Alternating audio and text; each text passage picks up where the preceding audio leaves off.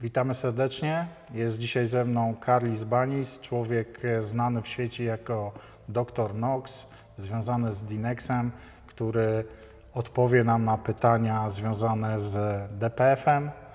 Hi Karlis, how are you? Hello, Carol. Nice to see you. I'm fine, thank you. Okay, Karlis, could you tell us something about exhaust system?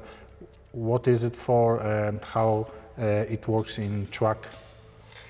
Well, you see, these days, since there are very stringent emission standards, the exhaust systems can be rightly called whole aftertreatment.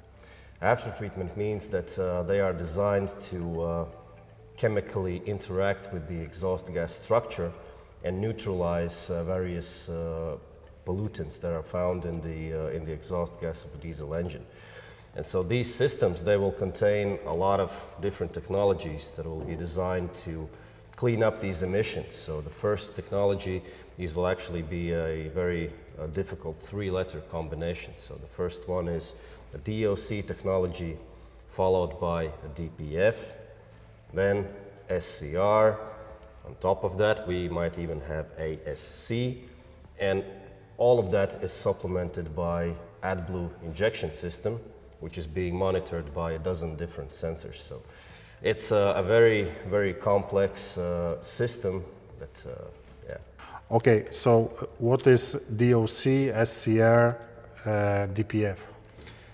So the first one, the DOC, it stands for diesel oxidation catalyst. And so the main purpose for this catalyst is to simply oxidize, or in other terms, burn any excess fuel that didn't combust in the engine, and maybe some degree of engine oil that also escapes through the piston rings or whatnot and found its way in the exhaust system. So this is the primary function of a DOC. And the next one, we have the DPF, which stands for diesel particulate filter. I assume this is very popular, especially on Euro 6 range of trucks. So the idea of this technology is to simply mechanically trap the hard soot particles inside a ceramic structure, such as the one that we have here. So it's simply a mechanical filter. And the next one we have in our system is SCR, which stands for Selective Catalytic Reduction. And so this is a little bit more complex, so essentially it is a catalyst, and that catalyst is designed to take care of NOx emissions. NOx is the nitric oxides, which are serious risk to human health. And so in order for the SCR to operate, it needs addition of AdBlue. So we have AdBlue injection system, which is spraying AdBlue solution directly before the catalyst. And so inside that catalyst, we are converting AdBlue and exhaust gas into free nitrogen and water. And lastly, we have also the ASC, which is ammonia slip catalyst. Ammonia is the product that AdBlue transforms itself into as it enters the catalyst. So it transforms from urea into ammonia, and that ammonia then reacts to the nitric oxides. But we know that no process in life is 100% efficient, so we will have, some portion of AdBlue or some portion of ammonia that didn't react, and it will then try to escape the catalyst. So this is again a poison to human health, and so therefore we must regulate the emissions of also ammonia. So that's why we have this ammonia slip catalyst, or anti-slip catalyst, as some are calling it. So its only purpose is to clean up any excess ammonia that did not react inside the SCR catalyst. So usually we will have that as let's say this is our catalyst, a very simplified piece. So we will have the usual wash coat of the SCR catalyst, and ASC is going to be a separate short coating at the outlet end of the SCR catalyst. So this is the technology, and so all of this together is what's required to meet the Euro 6 emission standards, nothing less. Okay, Karlis, the question is about DPF because I think our customers says about that a little bit often than another parts of exhaust system. So question is, what affects the life cycle of DPF? How you can maintain it to make the life cycle a little bit longer? So we need to understand that DPF is, like I said, a mechanical filter. So it is designed to trap the hard soot particles. We know that trapping something cannot go on forever. You know, at some point it will be full and then it needs to clean itself. Cleaning itself is known as regeneration. So in this case, the truck is spraying diesel fuel straight into the exhaust system. That diesel fuel hits the DOC, it oxidizes or combusts, so it burns, it raises the temperature inside the exhaust system, and that temperature is burning the DPF clean. So any black soot that was trapped in the DPF, it will get burned and converted into other harmful substances. So essentially, one very common misconception is that people usually ask me, you know, what's the point of having a DPF to trap all that soot if in the end, when we are doing regeneration, all that soot is blown straight through the tailpipe anyway, yeah? So this is a misconception. Yes, it's not like that. So that soot is burning. So it's the same way as you are burning firewood in your stove, you know, it converts to ash and all the rest just burns away in form of gas. So the DPF is a device that is designed to do this over and over and over again, but not forever. And in order to make sure that it's doing this as efficiently as possible, we need to make sure that we have, number one, correct temperature inside the exhaust system. So this means that we must drive the truck to use some fair bit of power every now and then. So we should do some highway pulls. We should occasionally use a little bit more power than we are doing, let's say, when we are operating maybe only in the city. In this way, we are ensuring that more power transfers to more heat, and more heat is helping the DPF to regenerate. Now, if we don't have enough power, if we have low heat, then what we can have is soot that is a little bit sticky. And that sticky soot is then very hard to regenerate away. Number two, in DPF health, or is it number three now? We need to make sure that the engine itself is healthy, you know, because our DPF will only be as healthy as the engine that feeds it.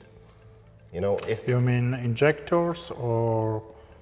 everything, the injectors, the piston rings, the turbo and seals, the EGR system, the coolant, and everything else. So Even coolant have some impact on even coolant, DPF? yes, even coolant has an impact on DPF, because when we have pollutants in the system, now with pollutants I mean engine oil and engine coolant. So let's say we have engine oil. Now engine oil will then travel through the system, it will hit the DOC. So DOC is designed to combust that oil, and it will do so when we have the oil level within the normal parameters. Now if something starts to go wrong with the engine, that oil becomes too much, and then that oil will start to plug the face of the DOC. So it will start to block the DOC. So then we have increased pressure, we have a blockage in the exhaust system. And then at one point, let's say that oil suddenly decides to combust because the pressure is enough, the temperature is enough, and all that oil combusting basically leads to the DPF melting, right? Another scenario is that that oil finds its way directly into the DPF, and it blocks the DPF itself. So the soot is very sticky, it's very moist, and that just blocks the DPF. Now, once it has blocked, it will not be saved by regeneration, right? So regeneration is happening, and at that time, all that oil will start to combust inside the DPF, and it will be melted or cracked or destroyed in another way. And then we have the engine coolant, which also can actually ruin the DPF because it's a form of a liquid that is coming in contact with a very brittle and very hot ceramic. So whenever we have that liquid, it will also partially burn and form this white-looking ash. You know, sometimes perhaps when you are disassembling the DPFs from trucks, you can see that it's the surface of the DPF is covered with what looks like white, even maybe crystals, you know. So this is the residue from the coolant which has been combusting inside the exhaust system. Sometimes customer think that it is something related with AdBlue system.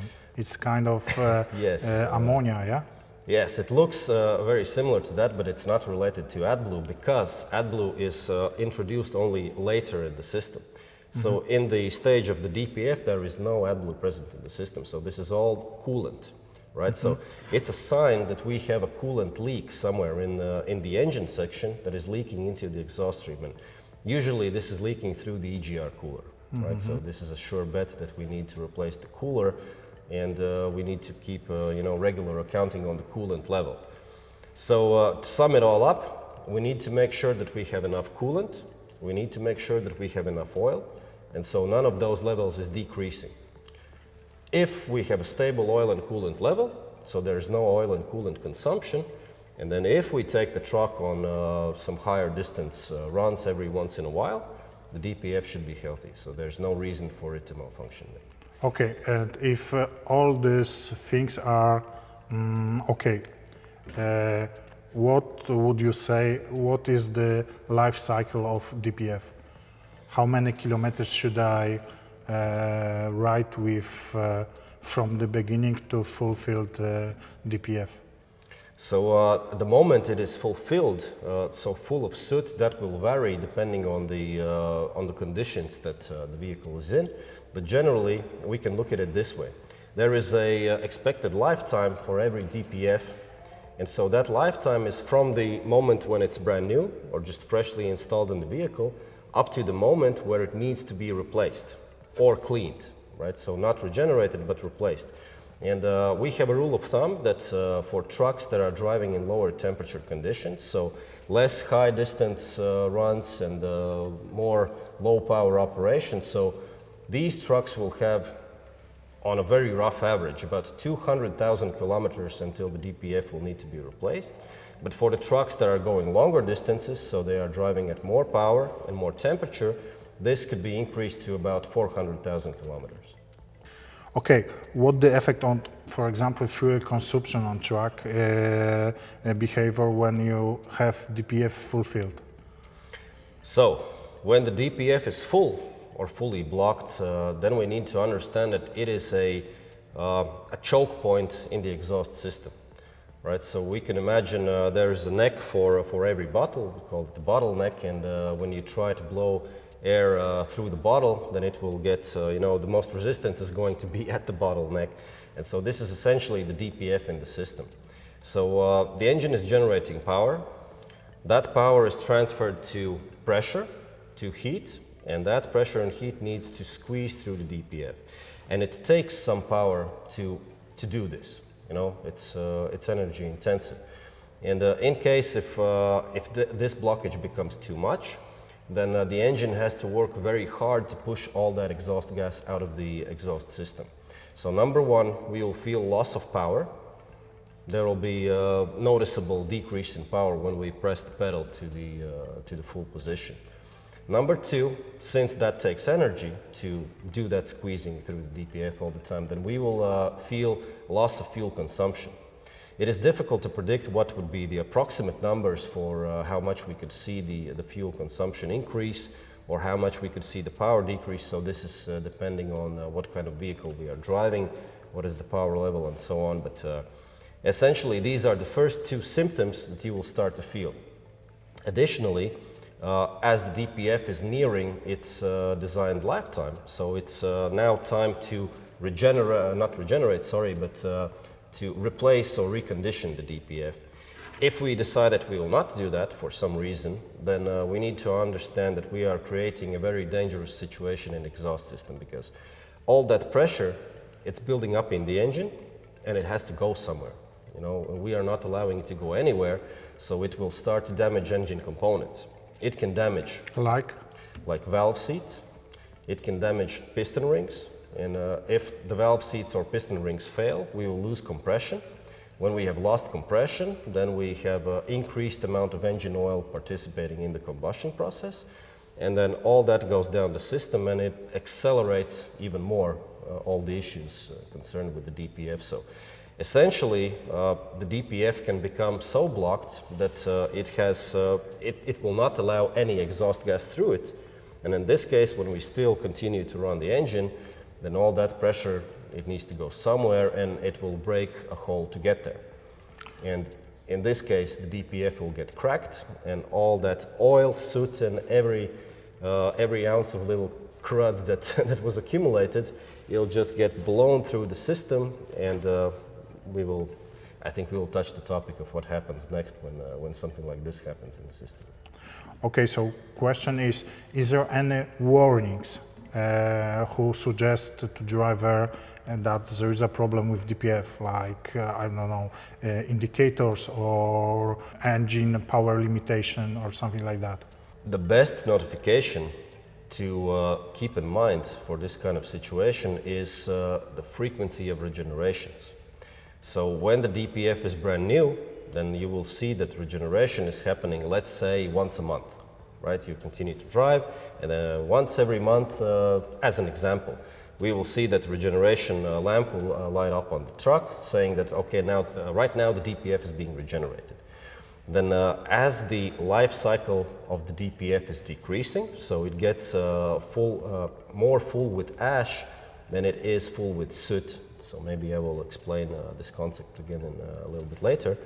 But in this case, the vehicle will try to regenerate the DPF more and more often, right? And so soon it will become every week that we see a regeneration. After that, we will see a regeneration every day. After that, we will see it every hour, and then eventually we will reach a point where it happens every other minute or so, right? So this is a clear indication that this is long overdue. So you need to pay attention to how frequently the truck is regenerating. If you see that right now it's starting to do it more often than before, so it's a good sign that we have the DPF which is full of ash. Ash is basically the byproduct of any combustion, right? So we are burning fuel. The byproduct of that is exhaust gas, but then we are burning the exhaust gas, which is in the form of soot, and the byproduct of that is ash. And that ash is stored inside the DPF in the same way as the soot is, because it's not allowed to go through it. But when we are doing a regeneration, that ash is not burnt anymore, because it's already a product of burning. And then once the DPF is full of ash, not soot, then we need to recondition or replace it. So, on the market we have several methods of washing DPF, and I would like to ask you about the efficiency of this method, like Kercher, like filling the special liquid for cleaning DPF, or like using compressed air.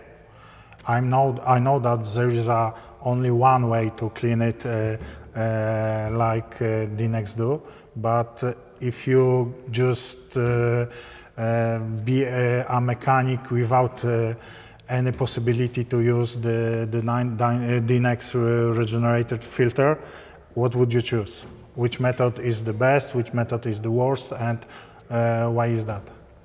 So the best method in this case, if you cannot get a hold of any remanufactured or reconditioned DPFs, would be to clean by compressed air. Because we have seen that this method works quite well. It is not as efficient as reconditioning, of course, but compressed air is the softest on the DPF. So we need to understand the DPF, it's made from cordierite ceramic. Well, nowadays, okay, there's also trucks with silicon carbide, which is the black-looking material. But cordierite is the most popular, and it's also the most fragile. And so we need to take great care when we are cleaning the DPF, because we don't want to damage these cells. If we damage any of this brittle ceramics inside, then the DPF is automatically failing in its function. So a crack will allow black soot to pass through it. So compressed air is very good, but then we need to make sure that we are covering 100% of the DPF surface. So usually what the shops will do is, we can see they will just install a big cone and then blow the DPF through in the reverse direction. And reverse direction is very important because we need to understand the DPF is designed to trap the soot in one direction. right? So dirty gas goes in here and clean gas comes out that way.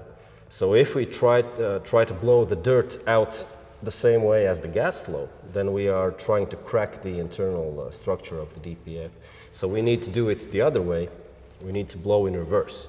And so blowing with compressed air is good, but if we are blowing through cone, then what will happen is that usually we will clean the center, but not the periphery of the filter, right? So in this case, it's important that we are trying to cover as much surface as possible. Maybe even, try and clean it individually with an air gun. This would be the preferred way. And of course, you shouldn't breathe with that air. No, definitely not. This is a very dangerous substance, so it's essential that we use mask and we use gloves when we are handling the DPFs, yeah, of course. Then the next preferred method would be, if compressed air is not available, we could do it with a pressure washer, And in this case, we need to understand that pressure washers, they operate at extremely high pressures. It's upwards of 300 bars of pressure. So that is extreme.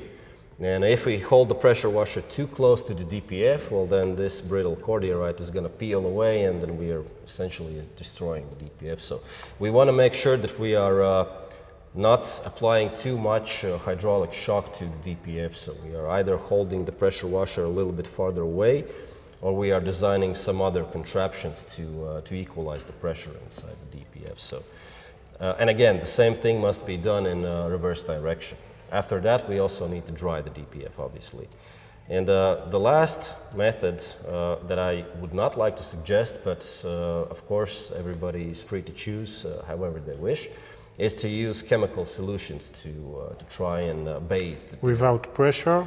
Without pressure, but yeah, just chemical solution. So for you example, just fill the DPF filter by some kind of liquid, yeah? Not sure that you just fill the DPF with liquid. Usually you would see that people are immersing that in an ultrasound bath, which is filled with some sort of liquid, some chemical. So the idea behind that is very noble, but we need to be very careful because the DPF is held in place in a steel mantle with a white vibration mat. And that vibration mat is under a lot of compressive tension. And that is responsible solely for keeping the DPF inside the can so that it's not allowed to move or slide out of place.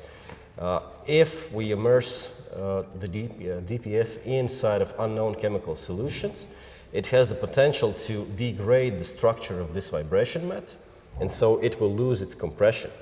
You will not be able to visually tell that something is wrong. It'll look completely fine. But then you insert that in the exhaust, you start the truck, the temperature is increasing, and suddenly you will see that the DPF will get dislodged from its position, pushed forward, and then it will get cracked, and all hell will break loose with your ATS system. So this is the reason why we do not recommend using unknown chemicals, because it has the potential to damage that vibration mat. Could you describe the process of regeneration or cleaning the DPF filter in DINEX, how it looks like? Right, okay, so in DINEX we recondition our DPFs with 3 separate cleaning stages. Stage number 1 is pneumatic air knife scanning, right? So essentially it's just an air gun that is scanning back and forth on the surface of the DPF while the DPF is rotating. So in this way we are covering 100% of the surface with highly compressed air and blowing the soot out from top to bottom. But there's also another knife which is doing the same and trying to, it's scanning from bottom and trying to blow anything out from the top. So in this way we are not only cleaning the DPF, but we are also trying to diagnose it for some internal cracks, because if we can see that the soot is able to pass through the DPF from the wrong direction, then it is essentially a sign that the DPF is cracked, right? And so in this case, it's not always possible to see these cracks visually, so we need to understand it. In this case, it's scrap. We need to throw it out. So this is stage 1. After that, we are putting the DPF inside a thermal oven. We are heating it up to extreme temperatures, so 600 or even more degrees sometimes. And in this way, we are burning it clean of any residual soot, and we are softening any residual hardened ash that is inside the DPF, because not always that ash will be, you'll be able to freely remove it with air gun. Not always you'll be able to, you know, shake it out. Sometimes it crystallizes inside the DPF. It becomes hard as a rock. And so in this case, it's very difficult to get it out. But air knife scanning is loosening some of it. Thermal cleaning is then softening it. And then the third stage is we are immersing that in the ultrasound, so exactly that I just recommended not to do. But in this case, we know what kind of chemicals to use, right? So we are using a chemical which is neutral to the vibration mat. It washes out any soft and hardened ash. It washes out any soot that shouldn't actually be there after the stage 2 cleaning. But it does not only that, it also removes something that we know as the washcoat poisons, right? So every DPF, it has an active washcoat, and that washcoat is there to actually try and burn some soot away as it's being collected. And in that way, we are extending the lifetime of the DPF. And sometimes when we are using bad fuels that have a lot of sulfur and phosphorus, then we will have sulfur and phosphorus poisons on the, basically landing on top of the washcoat and making that washcoat inactive. And in this case, by using the correct chemicals, we are removing those poisons, and we are restoring the washcoat to its original activity. If you could use percentage, what is efficiency of your procedure? 80% or 90% or 100% of comparing with a new filter? In terms of cleaning, I would say it's very close to 100%. But we need to understand that even a reconditioned DPF is not the same as brand new, because the ceramic might already be a little bit weakened, so it's not exactly as strong as a brand new. And the washcoat, it experiences a process called aging. So essentially, when we apply the washcoat to the DPF brand new, it is, let's say, at 100% of its efficiency. But with each cycle of regeneration, that efficiency of the washcoat will slowly start to degrade. So by the time when, let's say, I don't have the precise number, but let's say just out of blue air that after the first reconditioning, the efficiency of the DPF is going to be 95% of the washcoat. And the second time when it's reconditioned, it's already at 85, then it's 70, and so it decreases exponentially. So essentially that means that the DPF cannot be reconditioned endlessly, right? The rule of thumb is to try and replace the DPF when it's reconditioned already for the second or third time. So, what will happen if we cut off the DPF filter, and why we shouldn't do it, and what will be the impact on environment, on driver, on engine when you do that? All right, let's be clear. The engine would love nothing more than a hole in the DPF or the exhaust system. That's for the engine. But we also need to understand that there is a whole after-treatment system attached to the engine, which is designed to keep the air we breathe clean. And the obvious factor here, of course, that if we blow a hole in the DPF, we are polluting the air. But there's something else which is going on, and this is that we are starting to degrade the after-treatment system. Now, these after-treatment systems, they are not cheap by any means. We know what is the price in the market for a whole one box. It is not pretty. And that is the primary reason why people often choose to remanufacture the one box instead of purchasing brand new. But when we have a hole in the DPF, we are allowing soot to escape into the after-treatment system. But there we have, you know, the SCR catalysts. We have the ASC coating on the catalysts. We have AdBlue injection system. We have NOx sensors in there. And the newer systems, we even have the PM sensors. And that soot is now allowed in places where it was not designed to be. And that means that it is poisoning the SCR. It is potentially damaging the AdBlue injection system. It is ruining the NOx sensors. Right, so in this sense, if you don't want to keep replacing the SCRs and the AdBlue components and the sensors, then you also need to remove the SCR system. right?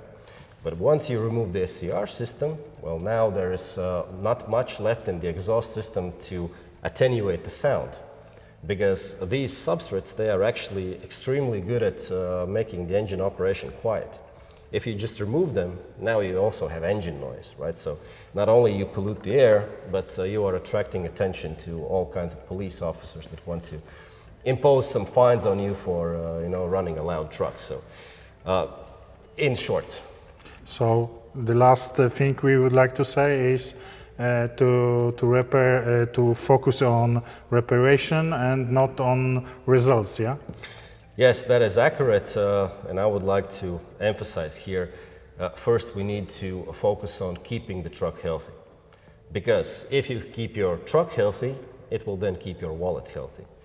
We need to make sure that we are following all the maintenance intervals that the manufacturer is giving us. We need to replace the engine oil in time, we need to replace the coolant on time, we need to replace all the maintenance items such as gaskets, the DPF itself, of course. We need to pay attention to the health of our turbocharger, replace the bearings and seals if necessary, if we have some suspicion, that it's leaking oil. We need to make sure that our fuel injectors are healthy, they're not over-fueling, because that can also lead to some problems. So if our engine is happy and completely healthy, then I can guarantee you the exhaust system will be happy too. I tym samym dziękujemy za uwagę. Mam nadzieję, że udało nam się nakreślić troszeczkę działanie systemu DPF, na czym on polega, jak przedłużyć życie naszych filtrów i na co zwrócić uwagę. Jeżeli chcecie więcej takich treści, zachęcamy do subskrypcji naszego kanału. A naszym gościem był dziś Karlis Banis, znany jako Dr. Knox z Dinexa. Thank you very much. Thank you. It was a pleasure.